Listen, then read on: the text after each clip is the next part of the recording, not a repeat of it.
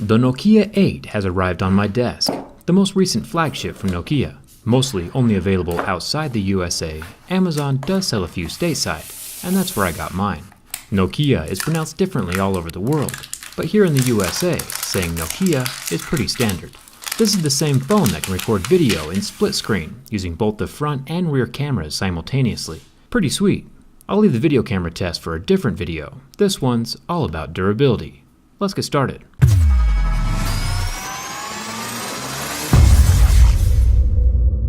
Nokia says this is their most powerful Android smartphone so far. Let's keep our fingers crossed that they stuck all that power in a durable body. This phone is using 6000 series aluminum, the same stuff Apple had to stop using because all their phones were bending. But we'll see how it holds up with Nokia behind the construction. Like always, we start scratching the front glass with my Mose picks. And with Gorilla Glass 5 in place over the IPS display, we get the flagship norm of scratching at a level 6, and a deeper scratch with a level 7. This means that keys and coins won't do any damage, but glass isn't invincible, so a screen protector is always a good idea. The home button is down at the bottom of the phone and holds its own against my razor blade. No damage or scratches are done to the surface of the button, so it'll last quite a long while. Sliding up at the top of the phone, we get the 13 megapixel front-facing camera, protected under that same Gorilla Glass 5 of the front screen, so no damage happening here. Then we have the earpiece. It has a thin nylon covering underneath that glass, but even after it's been damaged and punctured, it won't pull out from the phone. So if for whatever reason you get it dirty with makeup or dirt, just be gentle to not puncture it while getting the gunk out. Now the back of the phone is using anodized 6000 series aluminum, which isn't as solid as the 7000 series in recent iPhones. But it's not always about the quality of the metal. The construction and the shape has a lot to do with how the metal holds up. The scratching keys initially leave a mark, but it rubs away with my fingers. My razor blade, on the other hand, manages some real damage to the metal. This phone comes in 4 colors: polished blue, polished copper, tempered blue, and tempered steel. And while my particular phone isn't blue, I think I drew the Twitter bird logo pretty well.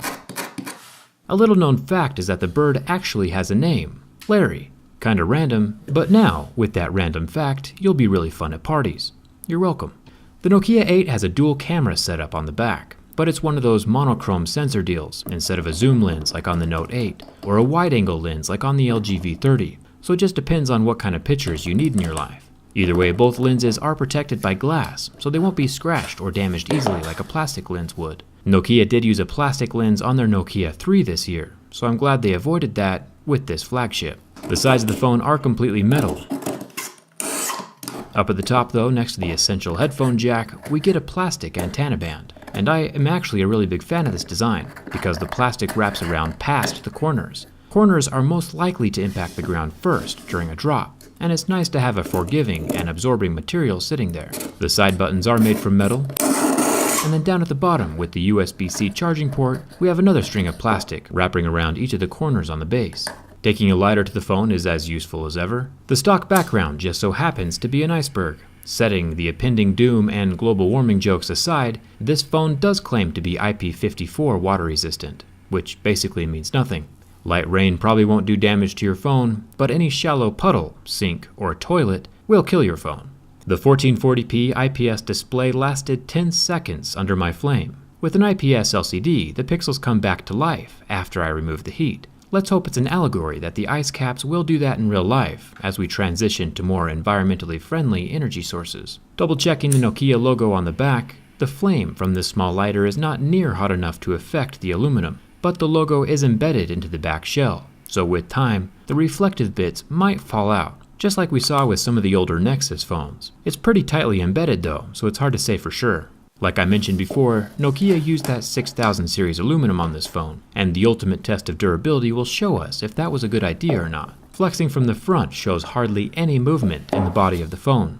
Even flipping the phone around and pressing from the back almost had zero effect. The shape of the 6000 series aluminum inside the Nokia 8 is more than enough to stand the test of time. This is a very solidly built and durable phone. Nokia's legacy continues with some of the most well-built phones of this year. The Nokia 6 was pretty impressive as well. Come follow me and Larry, the Twitter bird, over on my Twitter, and subscribe to stay updated on all the future phones being released later this year. Thanks a ton for watching, and I'll see you around.